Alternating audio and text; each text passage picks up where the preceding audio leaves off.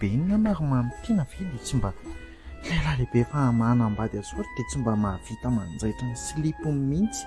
Dia amin'izay silipo efa loditra be efa tokony ariana atao fanosoana savoko ity. Ahoana indray ny ndry io? Naona be. Nareo ve dia tsy mba mahita voambolana fa tsy naona be mihitsy ato anatin'ity trano ity? Ny olona kosa ve mba naona dia? Ndana ry kialabota be ity mihinana pango a?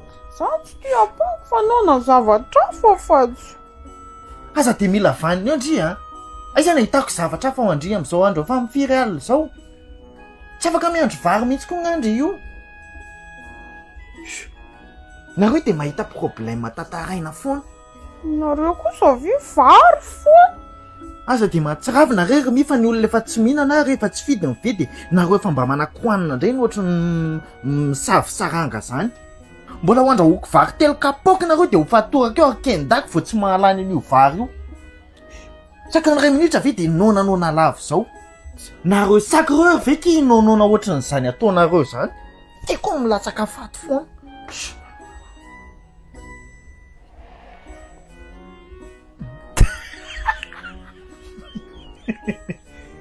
Ina zany le tena mampimendry? Dreraka be mihitsy, tsy maintsy menimenina foana miaraka aminareo.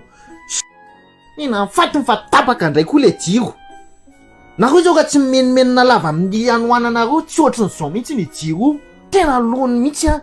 Ndrisy io jiro tena maka lony a mihitsy. Sady tsy mba ahitana solution mihitsy ve raha le jiro tapaka lava ity a?